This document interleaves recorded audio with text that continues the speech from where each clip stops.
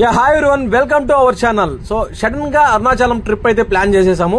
So ఇక sudden గా అయితే బయలుదేరేసాము. సో తిరుపతి రైల్వే స్టేషన్ కి వెళ్ళేసి అక్కడ ట్రైన్ చెక్ చేస్తే మేము వెళ్లాల్సిన super fast express, Puducherry super fast express 2 hours delay అన్నారు. సరే తరా అని శబరి ఎక్స్ప్రెస్ కి వెళ్ళి ఎల్లో కల అరుణాచలం అయితే చేరుకున్నాము. అరుణాచలంలో జిఎస్ లాడ్జ్ దగ్గర అయితే విత్ బెటర్ కాస్ట్ అయితే మంచి రూమ్ అయితే మాకు దొరికింది. సో అక్కడ వెళ్ళేసి ఫ్రెష్ అప్ అయ్యేసి అక్కడ నుంచి రాజగోపురం దగ్గరికి అయితే వెళ్ళిపోయాము. సో ఎండ అయితే చాలా తీవ్రంగా ఉంది. సార్ లోపలికి దర్శనానికి ఎలాగలా లోపల దర్శనానికి అయితే వెళ్ళిపోయాము. సో దర్శనం అయితే చాలా బాగా జరిగింది. ఇక్కడ కోనేరు చూస్తా ఉంటే చాలా పెద్ద కోనేరు, చాలా పురాతనమైనది. కాకపోతే ఇది బయట కోనేరు అండి, కొద్దిగా నీట్ గా అయితే లేదు, కానీ చూడడానికి అయితే వ్యూ అనేది చాలా బాగుంది. సో అలాగా లోపలికి ఎలా ఎంటర్ అయిపోతుంటే ఇక్కడ రైట్ సైడ్ లోపల పెద్ద కోనేరు అయితే ఉంది. ఈ పెద్ద కోనేరులో వాటర్ అనేది ఫిల్ చేస్తున్నారు. ఎండాకాలం కాబట్టి వాటర్ అనేది ఇంకిపోతూ ఉంది. ఆ వాటర్ అయితే మొత్తం ఫిల్లింగ్ లో ఉంది. చూడండి ఒకసారి వ్యూ అయితే. బయట కోనేరు కంటే లోపల కోనేరు అయితే చాలా పెద్దది అండ్ చాలా నీట్ గా కూడా ఉంది. సో ఫైనల్ గా ఇది మొత్తం అరుణాచలం లోపల ఉన్న వ్యూ పాయింట్ అనమాట. ఇక్కడ చూడండి మనకు చుట్టూ ఉన్న గోపురాలన్నీ ఒక్కొక్కటి కూడా కనబడుతుంటాయి. ఇక్కడ ఒక సర్కిల్ ఉంటుంది, ఆ సర్కిల్ నుంచి చూస్తే మనకు అన్ని గోపురాలు కనబడతాయి. సో డైరెక్ట్ గా మేము 50 రూపీస్ టోకెన్ తీసుకుని లోపలికైతే వెళ్ళిపోయాము. మాకు కరెక్ట్ గా 1 hour లోపల మాకు దర్శనం అయితే కంప్లీట్ అయిపోయింది. చాలా బాగా దర్శనం అయింది. లిటరల్ అయితే నేనైతే ఒక సైడ్ నిలబడుకునేసి అప్రాక్సిమేట్లీ ఆ పరమాత్మని 4 నుంచి 5 నిమిషాలు అయితే చూసాను. నాకు లైఫ్ లో నేను 7 సార్లు వెళ్ళాను అరుణాచలం.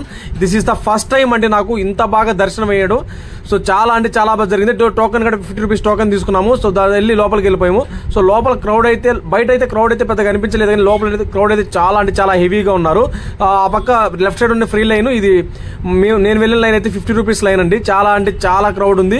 కాకపోతే ఇక్కడ ముందు కంటే కూడా ఇప్పుడు ఫెసిలిటీస్ అనేది కొద్దిగా చాలా బెటర్ అయ్యాయి. సో ఫ్యాన్స్ కానీ అదే విధంగా లైటింగ్ కానీ మొత్తం కూడా చాలా బెటర్ అయింది.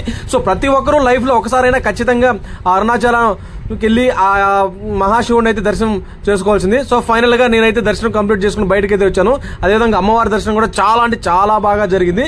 సో ఎండ కింద అయితే బండలు భయంకరంగా కాలుతున్నాయి, మా వల్ల కాక వెళ్ళిపోయాము. సో ఫైనల్ గా అమ్మవారి దర్శనానికి కూడా తర్వాత పక్కన అమ్మవారి దర్శనానికి వెళ్ళడం జరిగింది. సో అమ్మవారి దర్శనం కూడా అయితే చాలా రష్ అయితే ఏమీ లేదు, చాలా ఫ్రీగా అయితే ఉంది. సో భిన్న అయితే మాకు దర్శనం అనేది అయిపోయింది. అమ్మవారి దర్శనం కూడా నిజంగా చెప్పాలంటే చాలా బాగా జరిగిపోయింది. సో ఇదంతా చూసుకొని బయట అయితే వచ్చేసాము. సో బయట రాజగోపురం వ్యూ పాయింట్ అండి, చాలా బాగుంది. సో మొత్తంగా అరుణాచలం అనేది చాగంటి కోటేశ్వరరావు గారు చెప్పినట్టు ఆ శివుని ఆజ్ఞ లేనిదే మనం అరుణాచలం అనేది చేరలేమనేది చాలా సత్యం అండి.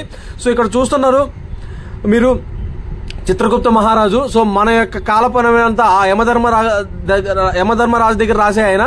సో ఫైనల్ గా ఇక్కడ అమ్మవారికి అయితే ఆ పసుపు కుంకుమలతో అభిషేకం చేసి చాలా గంభీరంగా ఉంది. సో అరుణాచల సిరీస్ ఇది లాగ్ అనండి. ఇటువంటి అప్డేట్స్ కోసం మన ఛానల్ ని సబ్స్క్రైబ్ చేయండి, లైక్ చేయండి, షేర్ చేయండి.